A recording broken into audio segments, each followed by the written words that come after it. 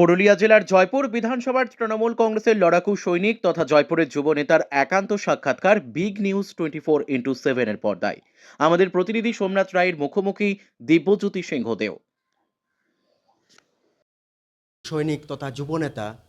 দিব্যজ্যোতি সিংহদেওকে সামনেই বিধানসভা নির্বাচন, তার আগে এই এই ব্লকে তথা এই বিধানসভায় কি ফলাফল হতে পারে, কি ভূমিকা নিতে পারে দিব্যজ্যোতি বাবু, তা আমরা জেনে নেব স্পষ্ট তার মুখ থেকে। আপনাকে বিগ নিউজে স্বাগত। প্রথমে আমি বিগ নিউজকে সুস্বাগত জানাচ্ছি এবং শুভেচ্ছা জানাচ্ছি, এবং তোমাদেরকেও সাথে সাথে শুভেচ্ছা অভিনন্দন এবং ভালোবাসা জানাচ্ছি। সামনে তো বিধানসভা ভোট আসছে, তো কীরকম ভূমিকা নিচ্ছেন আপনি এবারে? ভূমিকা আমার তো কিছু নেওয়ার নয়, আমি যেটা মাননীয় মুখ্যমন্ত্রী মমতা বন্দ্যোপাধ্যায় এবং সর্বভারতীয় সাধারণ সম্পাদক অভিষেক বন্দ্যোপাধ্যায় যিনি যে বার্তাটা গত 10-15 বছর থেকে দিয়ে আসছেন, সেটা অক্ষরে অক্ষরে দিব্যজ্যোতি সিংহদেও নিষ্ঠা এবং সততার সহিত তা পালন করে চলেছে এবং জনগণ তার সঠিক জবাব দেবে আর কি। গত 2021 সালের নির্বাচনে আপনি তো নির্দল প্রার্থী হিসাবে দাঁড়িয়েছিলেন। পরবর্তীকালে মমতা বন্দ্যোপাধ্যায় তিনি সভামঞ্চ থেকে বলে গেছেন যে তৃণমূলে যেহেতু প্রার্থী ছিল না, আপনাকে সাপোর্ট করার জন্য, কিন্তু আপনি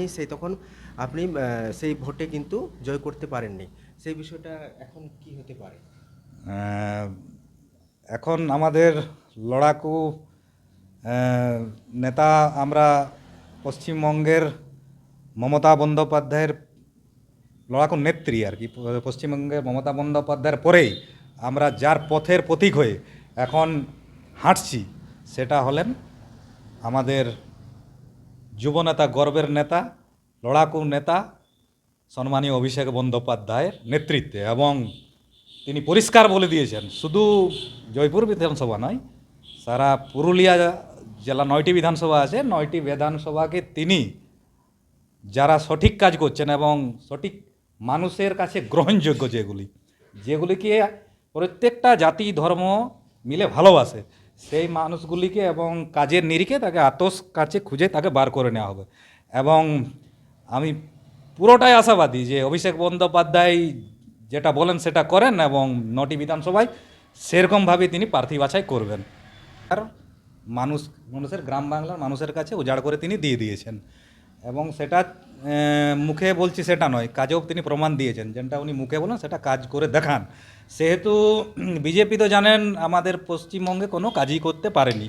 পশ্চিমবঙ্গ তথা আমাদের পুরুলিয়া জেলাতে বিভিন্ন বিধানসভায়, 9টি বিধানসভায় যদি ইনকোয়ারি করা হয় পাখির চোখ রেখে, তাহলে দেখতে পাবেন বিজেপির উন্নয়ন জিরো আছে। সেখানে মমতা বন্দ্যোপাধ্যায়ের উন্নয়ন যাওয়ার মানে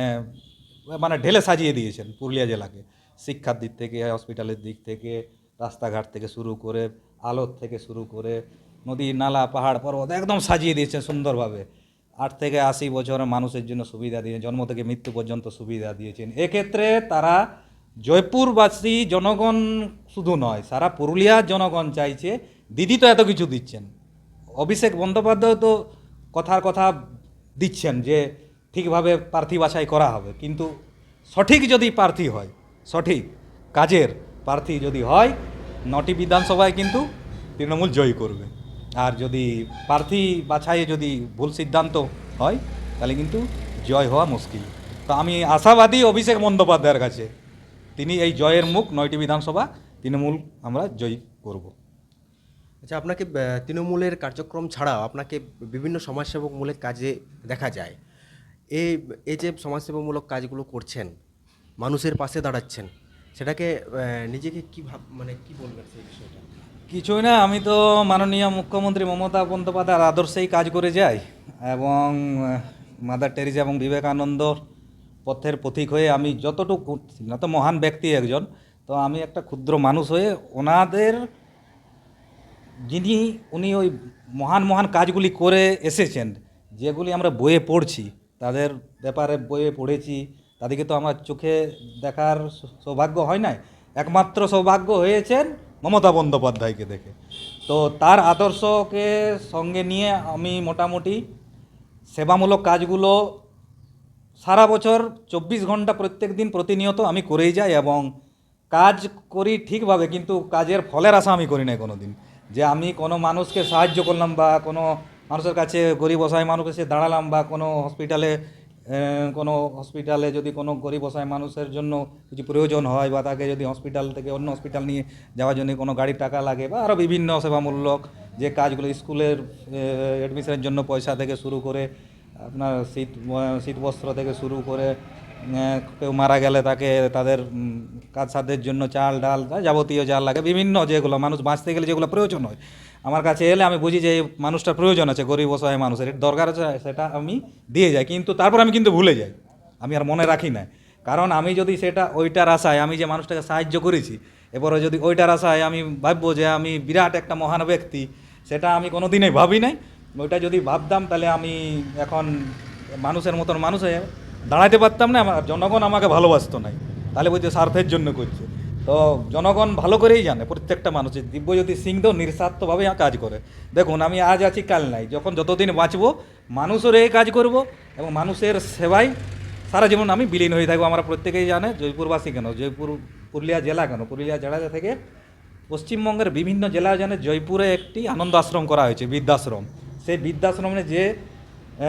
মহিলা পুরুষ বৃদ্ধ বৃদ্ধারা থাকেন মা বাবা থেকে যারা তাড়িয়ে দিয়েছেন তারা সম্পূর্ণ বিনামূল্যেই থাকেন আমি 10 জনকে রেখেছি আমার 10টা কোটা আমি তাদেরকে 10 জনকে বিনামূল্যে আমার রাখার ক্ষমতা আছে রেখেছি এবং 6 বছর ধরে আমার চক্ষুছানি পরীক্ষা শিবিরের আয়োজন করা হয় সেই আয়োজনে আমার 1,25,000 লোকের চক্ষু পরীক্ষা হয়েছে এবং 25,000 লোক দৃষ্টি ফিরে পেয়েছে এটা আমার কাছে তো গর্বের বিষয় তো সেই জন্য আমি কাজ করি কিন্তু আমি ফলের আশা করি নাই এই পথে আমি দিদির পথের প্রতীক হয়ে আমি এগিয়ে যাই প্রতিবাদী মুখ কিন্তু আপনি সকলেই জানে সবার মুখে একটাই দিব্যজ্যোতি সিংহদেও এক সময় এককালীন আপনি শুভেন্দু অধিকারী যে বিরোধী দলনেতা তাকেও কিন্তু কালো পতাকা দেখিয়ে আপনি বিক্ষোভ দেখিয়েছিলেন এরপরে বিজেপিকে হারানোর জন্য আপনি তৃণমূলের হয়ে কিভাবে লড়াইটা এগিয়ে নিয়ে যাবেন দেখুন কাজেই মানুষের পরিচয় তাহলে আমি ভালো কাজ যদি করি তাহলে ভালো কাজের কাছেই মানুষ দাঁড়াবে এবং তাকেই সাপোর্ট করবে আর যে